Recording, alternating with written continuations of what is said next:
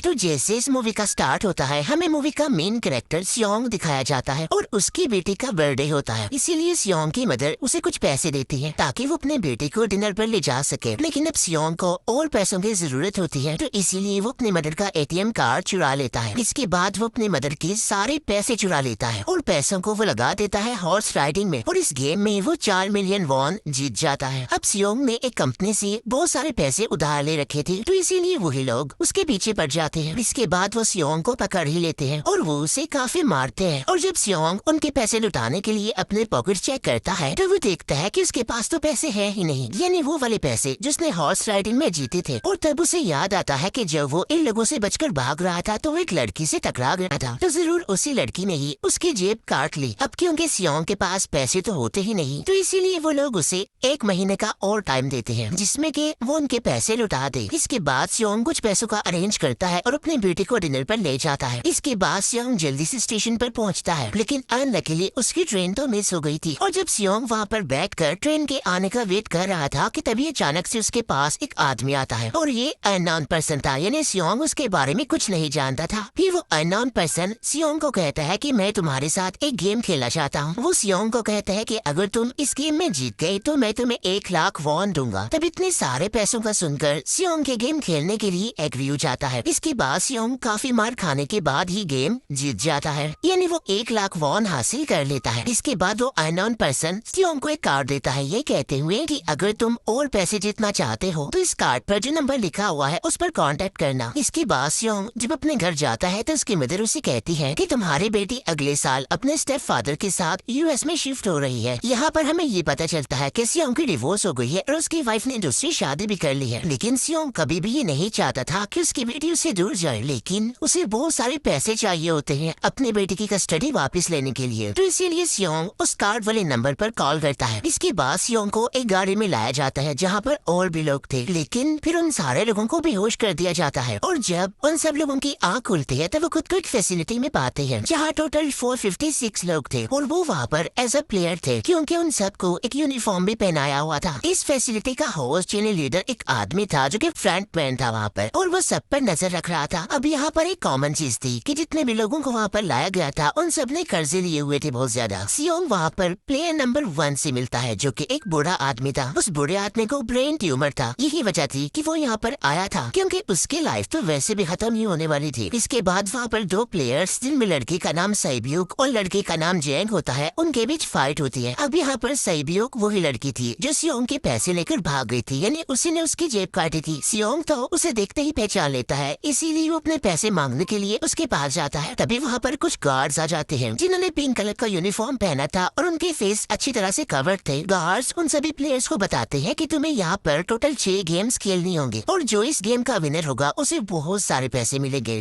इसके बाद इन सबसे एक कॉन्ट्रैक्ट पर साइन करवाया जाता है और इस कॉन्ट्रैक्ट के 3 मेन रूल्स थे। पहला रूल ये कि कोई भी प्लेयर अपनी मर्जी से गेम को छोड़कर नहीं जा सकता। दूसरा रूल ये होता है कि जो भी प्लेयर खेलने से मना करेगा तो उस प्लेयर को एलिमिनेट कर दिया जाएगा और उनके मुताबिक एलिमिनेट का मतलब क्या था ये तो हम आगे ही जानेंगे। गेम का तीसरा रूल ये था कि अगर मेजोरिटी इस गेम को खेलना नहीं चाहती तो वो इस गेम को छोड़कर जा सकते हैं। इसके बाद उन सबको गेम के लिए ले जाया जाता है। अब यहाँ पर सियोंग अपने क्लासमेट सैंगवू से भी मिलता है जो कि उसे बचपन से जानता था। सियोंग उसे वहाँ पर देखकर काफी हैरान होता है क्योंकि वो तो किसी बिजनेस के लिए आउट ऑफ कंट्री चला गया था। अब पहले गेम के लिए वहाँ पर एक काफी बड़ी डॉल थी और इस गेम का रूल काफी सिंपल था और वो ये था कि डॉल जब भी गाना गाएगी उन सबको आगे बढ़ना है और जैसे ही वो गाना गाना बंद करेगी तो उन सबको रुक जाना है और मूव नहीं करना है और अगर कोई हिल गया तो उसे एलिमिनेट कर दिया जाएगा। अब स्टार्टिंग में तो ये सब कुछ उन्हें किसी प्रैंक की तरह लग रहा था, लेकिन जब एक लड़का हिल जाता है तो उसे शूट करके मार दिया जाता है और यही होता है एलिमिनेट का मतलब, यानी उन्हें मार दिया जाएगा। अब ये देखकर वो सारे लोग काफी घबरा जाते हैं और उन्हें पता चल चुका था कि वो खतरे में है, इसीलिए लोग डरते हुए पैनिक करते हुए इधर उधर भागने लगते हैं।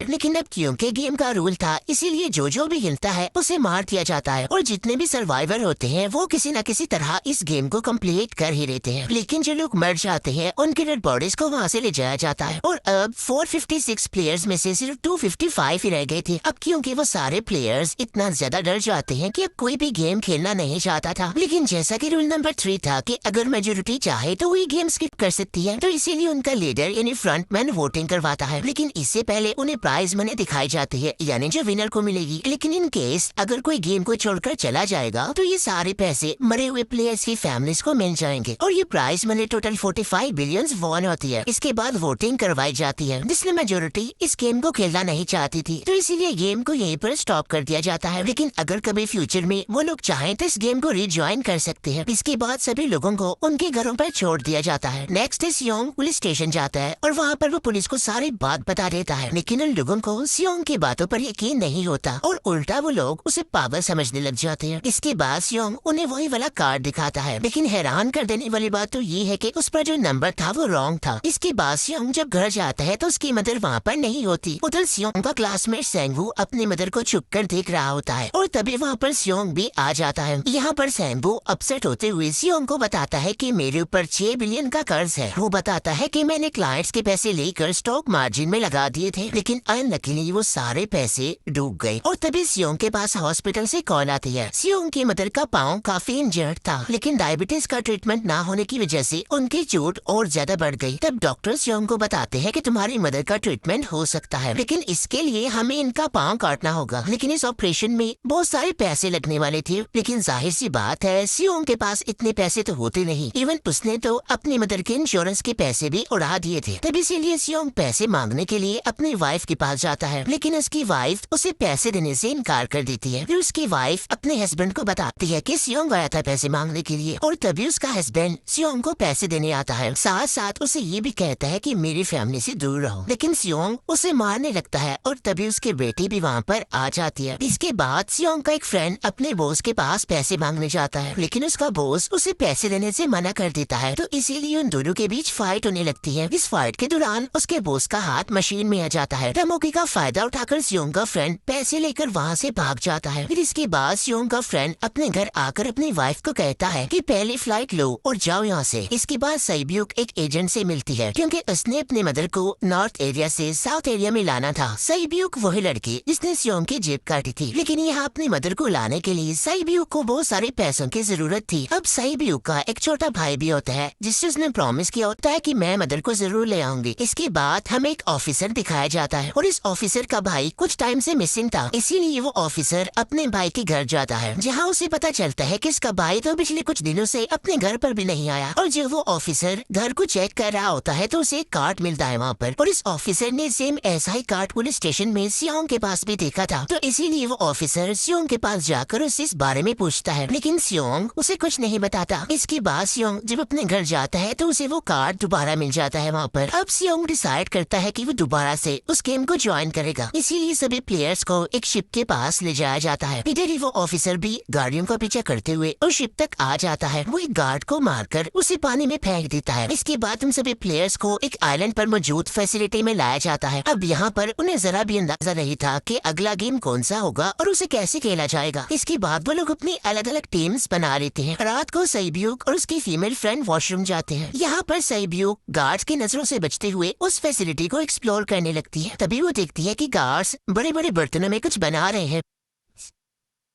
लेकिन अब क्योंकि गार्ड्स को शक हो जाता है तो ये गार्ड वॉशरूम्स को चेक करने के लिए आता है, लेकिन तब तक सईब्यूक वापस आ चुकी थी। इसके बाद सईब्यूक अपनी फीमेल फ्रेंड को सारी बात बता देती है जो उसने देखा था, लेकिन यहाँ पर सेंगवू उन दोनों की बातें सुन लेता है और वो इस बारे में सईब्यूक से पूछता है, जिस पर सईब्यूक बताती है कि वो बड़े बड़े बर्तनों में कुछ पका रहे थे। इसके बाद उन सभी प्लेयर्स को प्ले ग्राउंड में लाया जाता है, जहाँ पर उनके सामने 4 शेप्स थी। 4 शेप्स में से उन्होंने किसी एक शेप को चूज करना था। अब यहाँ पर सेंगवू को पता चल जाता है कि गेम क्या है और क्या करना है हमें। सेंगू सियोंग को बताता है कि सबने अलग अलग शेप्स को चुनना है। इसके बाद उन सभी को एक छोटा सा बर्तन दिया जाता है जिसमें की शेप्स बनी होती है। अब गेम उनकी ये होती है कि उन्होंने किसी तरह उस शेप को बाहर निकालना है बगैर डैमेज किए, लेकिन अगर शेप जरा से भी खराब हो गई तो उन्हें एलिमिनेट कर दिया जाएगा, यानी मार दिया जाएगा। अब यहाँ पर सेंगू तो इजिली उस शेप को निकाल लेता है, लेकिन सियोंग इतना ज्यादा घबरा जाता है कि इसकी हालत खराब होने लगती है, लेकिन फिर वो किसी न किसी तरह करके इस गेम को भी जीत लेता देता है। इसके बाद उन सबको वापस से रूम में ले जाता है। अब यहाँ पर 187 प्लेयर्स वापस आए थे, जिनमें से अब सिर्फ 108 ही रह गए थे। इसके बाद उन सबको खाने के लिए ले जाया जाता है, लेकिन खाने की वजह से जैंग की एक लड़के से फाइट हो जाती है, जहाँ पर जैंग उस लड़के को इतना ज्यादा मारता है कि वो मौके पर ही मर जाता है। इधर ही हम देखते हैं कि उन प्लेयर्स में से एक डॉक्टर होता है जो गार्ड्स के साथ मिलकर मरे हुए लोगों के ऑर्गन्स निकाल कर उन्हें चाइनीज को बेचने का काम करता है। इसीलिए जब भी डेड बॉडीज को ले जाया जाता है तो वो डेड बॉडीज को गायब कर लेते हैं, क्योंकि ये सब कुछ एक प्लान के अकॉर्डिंग चल रहा था, क्योंकि ये सारा कुछ फ्रंट मैन से छुप कर हो रहा था। यही वजह थी कि कंट्रोल रूम में भी उन्होंने अपना ही एक आदमी बिठाया हुआ था, जो कि लोगों की सारी वीडियो फुटेज डिलीट कर देता था। और गार्ड्स तो डॉक्टर को गेम के बारे में पहले ही बता देते थे ताकि वो सरवाइव कर सके। यहाँ पर एक गार्ड उसी प्लेयर डॉक्टर को बताता है कि आज हमने प्लेयर्स को जानबूझकर खाना कम दिया है ताकि वो आपस में लड़ने लगे, जिससे होगा ये कि सारे वीक प्लेयर्स गेम से आउट हो जाएंगे। साथ ही गार्ड डॉक्टर को अपनी अगली गेम के बारे में बता देता है। अब 30 मिनट के बाद वहाँ पर लाइट्स ऑफ होने वाली थी। अब यहाँ पर सैनवू को पता था कि इस योंग की टीम जरूर कोई उल्टा काम करेगी, इसीलिए वो उस टीम को अपने पास बुलाकर उन्हें रिलैक्स रहने के लिए कहता है। उधर वो जो डॉक्टर प्लेयर होता है वो जैंग की टीम में शामिल हो जाता है। यहाँ पर डॉक्टर जैंग को बता देता है कि अगला गेम क्या होने वाला है। इसके बाद लाइट्स ऑफ हो जाती है और जैंग अपनी टीम के साथ मिलकर बाकी सभी को मारने लगता है। जैंग एक लड़की को मारकर सैब्यू को मारने जाता है, लेकिन तभी सियोंग उसे बचा लेता है। इसके बाद गार्ड्स वहाँ पर आकर उन सभी को रोक लेते हैं और अब टोटल 80 लोग रह गए थे। इसके बाद उन सभी को तीसरे गेम के लिए ले जाया जाता है और यहाँ पर उन्हें 10-10 प्लेयर्स की एक टीम बनाने के लिए कहा जाता है और वो लोग ऐसा ही करते हैं, अपनी अपनी टीम बना लेते हैं। अब क्योंकि जैंग को अगली गेम के बारे में पहले ही पता होता है, इसीलिए वो सैब्यू की फीमेल फ्रेंड को अपने टीम में नहीं रखता और वो अपनी टीम में सिर्फ मर्दों को ही रखता है। इसके बाद सैंगवू भी अपनी एक टीम बना लेता है। अब क्योंकि उन्हें एक प्लेयर की जरूरत थी, तो इसीलिए सैब्यू की फीमेल फ्रेंड उनकी टीम में शामिल हो जाती है और ये गेम असल में टग ऑफ वॉर का होता है, यानी उन्होंने अपने सामने वाली टीम को नीचे गिराना था। इसके बाद गेम स्टार्ट हो जाती है और जैंग की गेम बड़ी आसानी से इस गेम को जीत लेती है। इसके बाद बारी होती है सैनवू की टीम की। तो प्लेयर नंबर 1 यानी वो बूढ़ा आदमी कहता है कि मैंने अपनी जिंदगी में बहुत सारे टग ऑफ वॉर्स खेल रखी हैं, इसीलिए वो उन सबको गाइड करता है कि इस गेम को कैसे जीतना है।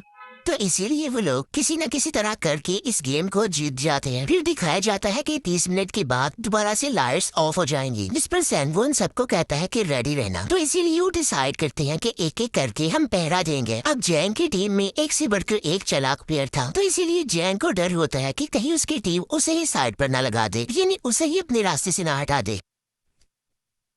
दूसरी तरफ डॉक्टर और गार्ड्स मिलकर डेड बॉडी की ऑर्गन्स निकाल रहे होते हैं और इन ऑर्गन्स को डिलीवर करने जाना था गार्ड नंबर 28 एंड 29। तब वो सभी एक डेड बॉडी के बारे में बातें करने लगते हैं जिसकी सिर्फ एक किडनी थी और वो उसे ज़ॉम्बी कह रहे थे। अब यहाँ पर जो गार्ड नंबर 29 था, यानी जिसने वो ऑर्गन्स डिलीवर करने जाने थे, वो कोई और नहीं बल्कि वो ऑफिसर था जो गार्ड के बेस में वहाँ पर आया था। और ये सब बातें सुनकर उसे शक होता है कि शायद ये लोग मेरे भाई की बात कर रहे हैं, क्योंकि उसकी भी एक ही किडनी थी। इसके बाद नंबर 28 और 29 यानी वो ऑफिसर ऑर्गन को डिलीवर करने के लिए चले जाते हैं। रास्ते में वो ऑफिसर नोटिस करता है कि टनल में तो बॉम्ब लगा हुआ है। तब नंबर 28 उसे बताता है कि जब हम यहाँ से बाहर निकलेंगे तो इस जगह को ब्लास्ट कर दिया जाएगा। अब यहाँ पर वो ऑफिसर नंबर 28 से और इन्फॉर्मेशन लेने की कोशिश करता है, इसीलिए नंबर 28 को उस पर डाउट होने लगता है। इसीलिए वो उस ऑफिसर को अपना फेस दिखाने के लिए कहता है। अब यहाँ पर वो ऑफिसर अपना फेस भी दिखा देता है, साथ साथ वो नंबर 28 पर गन पॉइंट भी कर देता है। साथ साथ वो ऑफिसर उससे एक किडनी वाले आदमी के बारे में पूछता है कि वो कौन है जिसे तुम ज़ॉम्बी कहते थे, जिस पर वो नंबर 28 उससे कहता है कि वो तो एक लड़की थी। अब यहाँ पर नंबर 28 उस ऑफिसर को कहता है कि तुम लीडर के रूम में जाकर सारी इन्फॉर्मेशन देख सकते हो, वहाँ पर सबका डाटा है। ये जानने के बाद वो ऑफिसर नंबर 28 को मार डालता है। उधर वो डॉक्टर गार्ड से अगली गेम के बारे में पूछता है, लेकिन इस बार गार्ड्स को भी अगली गेम के बारे में पता नहीं होता। तब इसीलिए डॉक्टर को गुस्सा आ जाता है और वो एक गार्ड को पकड़ लेता है और उनकी फाइट होने लगती है। इसी फाइट में डॉक्टर उस गार्ड को मारकर वहाँ से भाग जाता है। इसके बाद एक गार्ड भी उसका पीछा करता है और वो दोनों प्लेग्राउंड में आ जाते हैं। यहाँ पर गार्ड डॉक्टर को अपनी बातों में फंसाकर उसे मारने वाला होता है, लेकिन तभी लीडर इन फ्रंटमैन आकर उसे मार डालता है और बाद में वो उस डॉक्टर को भी मार डालते हैं। साथ साथ इन्हीं वहीं पर नंबर 28 की डेड बॉडी भी मिल जाती है, जिससे इन्हें ये पता चल जाता है कि फैसिलिटी में कोई घुस गया है। उधर वो ऑफिसर लीडर इन फ्रंटमैन के रूम तक पहुँच जाता है। तब वो चेक करते करते एक ऐसे रूम में जाता है जहाँ पर सबकी रिकॉर्ड्स थे और जब वो ऑफिसर रिकॉर्ड चेक कर रहा होता है तो उसे सभी विनर्स की एक लिस्ट मिलती है जिसमें उसके भाई का भी नाम था, यानी वो भी कभी विनर था। उधर सभी प्लेयर्स को फोर्थ गेम के लिए ले जाया जाता है जहाँ पर उन सबको अपना अपना पार्टनर चुनने के लिए कहा जाता है और वो प्लेयर्स करते भी ऐसा ही है, अपना अपना पार्टनर चुन लेते हैं। साइब्यूक की फीमेल फ्रेंड भी अपना पार्टनर ढूंढने की कोशिश करती है लेकिन कोई भी उसका पार्टनर बनने को तैयार ही नहीं था। इसके बाद सभी प्लेयर्स को 10-10 मार्बल्स दिए जाते हैं। असल में ये गेम ऐसी होती है कि एक प्लेयर को अपने पार्टनर से सारे मार्बल्स लेने होते हैं बगैर कोई जोर जबरदस्ती किए, और जो दूसरा पर्सन होगा यानी जिसके पास मार्बल्स नहीं होंगे उसे मार दिया जाएगा। फिर सैंगवू और सियोंग का फ्रेंड ऑड और इवन का गेम खेलते हैं जिसमें कि उन्होंने गेस करना था कि सामने वाले के हाथ में कितने मार्बल्स हैं। अभी यहाँ पर सियोंग का फ्रेंड सैंगवू के सारे मार्बल्स जीत जाता है जिसकी वजह से लास्ट में सैंगवू के पास सिर्फ एक ही मार्बल बचता है। अब क्योंकि सैंगवू को पता चल चुका था कि अब वो बच नहीं पाएगा, इसीलिए वो सियोंग के फ्रेंड को अपनी बातों में फंसाकर उसे ये यकीन दिलाता है कि अगर हम में से कोई भी हार गया तो हारे हुए लोगों का मैच दोबारा करवाया जाएगा। अब यहाँ पर सैंगवू धोखे से सियोंग के फ्रेंड के सारे मार्बल्स चेंज कर देता है। इसके बाद सैंगवू मार्बल्स लेकर गार्ड को दे देता है और वहाँ से बाहर चला जाता है। और जब सियोंग का फ्रेंड मार्बल्स चेक करता है तो वहाँ पर पत्थर होते हैं। उधर प्लेयर नंबर 1 यानी उस बूढ़े आदमी की हालत खराब हो रही थी, इसीलिए वो तो इधर उधर घूम रहा था लेकिन सियोंग किसी तरह उसे खेलने के लिए एग्री कर लेता है। अब यहाँ पर वो दोनों यानी वो बूढ़ा आदमी और सियोंग भी इवन आउट खेलते हैं। अब इनमें से वो बूढ़ा आदमी सियोंग के सारे मार्बल्स जीत जाता है लेकिन लास्ट राउंड में वो बूढ़ा आदमी भूल जाता है कि उसने क्या चूज किया था। तो यहाँ पर सियोंग उसे बातों में फंसा कर उसके सारे मार्बल्स ले लेता है, लेकिन यकीन मानिए कि वो बूढ़ा आदमी काफी चालाक था। उसने एक मार्बल अपने पास ही रखा हुआ था और वो दोबारा से इधर उधर घूमने लगता है। अब यहाँ पर सियोंग उसे रिक्वेस्ट करता है कि प्लीज मेरे साथ एक और गेम खेलो ना। तब यहाँ पर वो बूढ़ा आदमी कहता है कि मुझे पता है कि तुमने सारे मार्बल्स धोखे से लिए हैं मुझसे। वो कहता है कि मुझे सब पता था, बस मैं पागल बनने की एक्टिंग कर रहा था।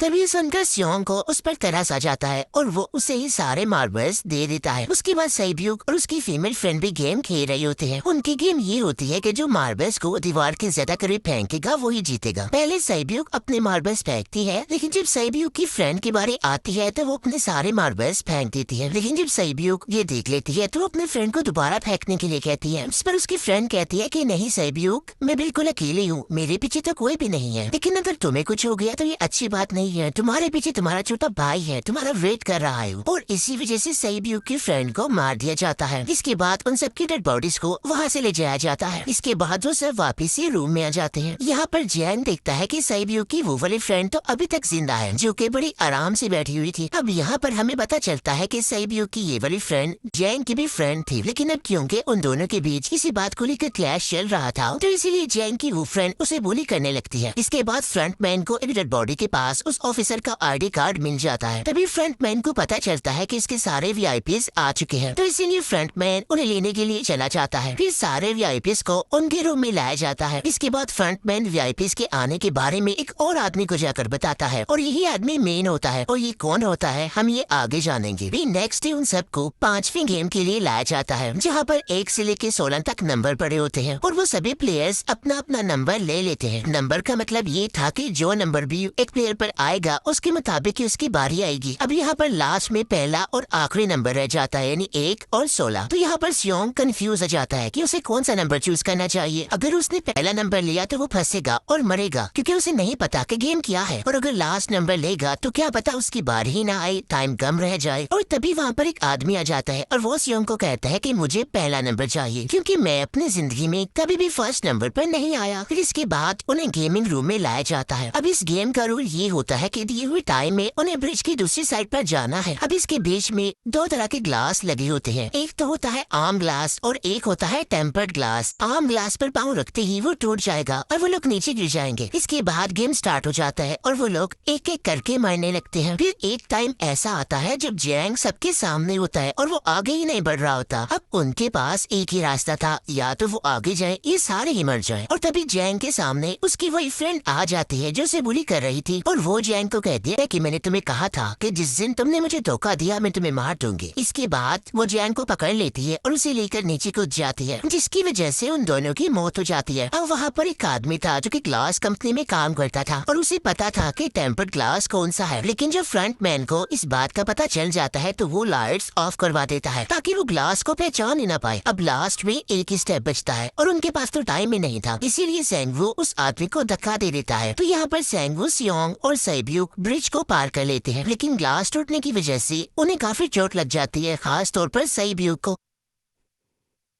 उधर उस ऑफिसर ने एक सर्वेंट को मारकर उसकी जगह खुद ले ली थी। अब एक वीआईपी को उस ऑफिसर पर शक होता है और वो उसे कहता है कि अपना मास्क रिमूव करो, लेकिन वो ऑफिसर कहता है कि ठीक है, लेकिन मैं अंदर जाकर अपना मास्क रिमूव करूंगा। इसके बाद वो ऑफिसर उस वीआईपी को लेकर अंदर चला जाता है। अंदर जाकर वो ऑफिसर उस वीआईपी को बेहोश कर देता है और इस बात का पता फ्रंट मैन को चल जाता है, इसीलिए फ्रंट मैन उसके पीछे जाता है और वो उस ऑफिसर को देख लेता है, इसीलिए वो ऑफिसर वहाँ से भागकर आइलैंड पर आ जाता है। फ्रंट मैन भी उसका पीछा करते हुए वहाँ पर आ जाता है। अब यहाँ पर वो ऑफिसर अपने सीनियर्स को कॉल करने की कोशिश करता है, लेकिन कॉल कट हो जाती है। फिर वो ऑफिसर उन्हें सारे सबूत भेजता है, लेकिन वहाँ पर नेटवर्क नहीं था। इसके बाद फ्रंट मैन ऑफिसर को पकड़ लेता है और उसे उनके साथ चलने के लिए कहता है, लेकिन वो ऑफिसर तो उस फ्रंट मैन पर गोली चला देता है। इसके बाद फ्रंट मैन अपना मास्क उतार देता है, तब वो ऑफिसर देखता है कि वहाँ पर कोई और नहीं बल्कि उसका अपना भाई है वो। इसके बाद ऑफिसर का भाई यानी फ्रंट मैन उसे शूट कर देता है और वो जाकर पानी में गिरता है। उधर ग्लास लगने की वजह से सैब्यूक काफी इंजर्ड हो गई थी और उसका बहुत सारा खून भी बह रहा होता है। इसके बाद इन सर्वाइवर्स को डिनर के लिए ले जाया जाता है और उनके पास एक एक नाइफ भी रख दिया जाता है, मतलब रात में उन तीनों में से कोई भी एक दूसरे को मार देगा। तभी सियोंग नोटिस करता है कि सैब्यूक की हालत काफी खराब है, इसीलिए वो सैब्यूक को कहता है कि फिक्र मत करो, हम दोनों साथ हैं और इस गेम में हम दोनों मिलकर सेंगवू को हरा देंगे। इसके बाद हम दोनों यहाँ से बाहर निकल जाएंगे और पैसों को आधा आधा डिवाइड कर लेंगे। सैब्यूक उसे बताती है कि मेरा एक छोटा भाई है जिसे मैं ऑर्फनेज में छोड़ कर आई हूँ, और अगर हम दोनों में से कोई भी जिंदा बचकर बाहर जाएगा तो उसे उन दोनों की फैमिलीज का ख्याल रखना होगा। अब सैब्यूक की हालत काफी खराब थी, उसे डॉक्टर की जरूरत थी, इसीलिए सियोंग कोई मदद लाने के लिए जाता है, लेकिन जब तक वो वापस आता है तब तक सेंगवू सैब्यूक को मार चुका था। फिर नेक्स्ट डे उन दोनों को गेम नंबर 6 यानी लास्ट गेम के लिए ले जाया जाता है। गेम का रूल बड़ा ही सिंपल था कि मार दो या मर जाओ, और इस गेम का नाम होता है स्क्विड गेम। इसके बाद गेम स्टार्ट हो जाती है और उन दोनों के बीच काफी फाइट होती है, लेकिन लास्ट में सेंगवू की हालत खराब होने लगती है। तभी सियोंग कहता है कि मैं इस गेम को रोकना चाहता हूँ, और तभी सियोंग सेंगवू को उसके साथ चलने के लिए कहता है, लेकिन सेंगवू तो अपने आप को ही मार डालता है, जिसकी वजह से सियोंग गेम जीत जाता है। फिर फ्रंट मैन सियोंग को कहता है कि तुम बहुत अच्छा खेले, लेकिन मुझे इसकी उम्मीद नहीं थी। इसके बाद सियोंग को उसके घर पर छोड़ दिया जाता है और उसके पास एक एटीएम कार्ड भी था, और जब सियोंग उस एटीएम कार्ड को जाकर चेक करता है तो वो दिखता है कि सारे पैसे उसके अकाउंट में भेज दिए जाते हैं। इसके बाद सियोंग अपने घर जाता है, लेकिन तब तक उसकी मदर की डेथ हो जाती है। इसके बाद हमें एक साल बाद का सीन दिखाया जाता है, जहाँ पर हम देखते हैं कि सियोंग की हालत काफी खराब हो गई है, यानी वो काफी नशा करने लग गया है, पर उसने अब तक उन पैसों को हाथ तक नहीं लगाया। एक दिन एक फूल बेचने वाली औरत सियोंग के पास आती है और वो उसे सेम वैसा ही कार्ड देती है जिसमें एक एड्रेस लिखा हुआ था, और फिर सियोंग उस एड्रेस पर जाता है, जहाँ पर उसे पता चलता है कि ये सारा किया दरा किसी और का नहीं बल्कि उस बूढ़े का है, प्लेयर नंबर 1 का, और वो अभी भी जिंदा है। यहाँ पर वो बुरा आदमी सियोंग को बताता है कि मैं अपनी लाइफ से बोर हो चुका था और ये सारे गेम मैंने अपने क्लाइंट्स के साथ मिलकर बनाई ताकि मैं लोगों को मरता हुआ देखकर एंजॉय कर सकूं, लेकिन हाँ, हमने किसी को मजबूर नहीं किया था ऐसा करने के लिए, और मैंने गेम में इसीलिए पार्टिसिपेट किया क्योंकि गेम देखने से ज्यादा उसे खेलने में मजा आता है। वो कहता है जो पैसे तुम्हारे पास है वो मेरे ही है, और ये कहते ही उस बूढ़े आदमी की मौत हो जाती है। इसके बाद सियोंग सैब्यूक के छोटे भाई के पास जाता है और उसे लेकर वो जाता है सेंगवू की मदर के पास, और वो सेंगवू की मदर को कहता है कि इस बच्चे का ख्याल रखना, साथ साथ वो उसे एक बैग भी देता है जिसमें बहुत सारे पैसे होते हैं। इसके बाद सियोंग स्टेशन पर जाता है, जहाँ पर उसे वही अननोन पर्सन मिलता है जो कि उसे मूवी के स्टार्ट में भी मिला था। यहाँ पर सियोंग उसका पीछा भी करता है, लेकिन तब तक वो भाग चुका था। फिर सियोंग उस कार्ड वाले नंबर पर कॉल करता है और वो पूछता है कि तुम लोग कौन हो और लोगों के साथ ऐसा क्यों कर रही हो, क्यों खेल रही हो लोगों की जिंदगी से। लेकिन आगे से उसे रिस्पॉन्स आता है कि सियोंग, अगर तुमने जिंदा बचना है तो प्लेन में चढ़ जाओ। और इसी के साथ ये मूवी यहीं पर एंड हो जाती है। Thank you for watching.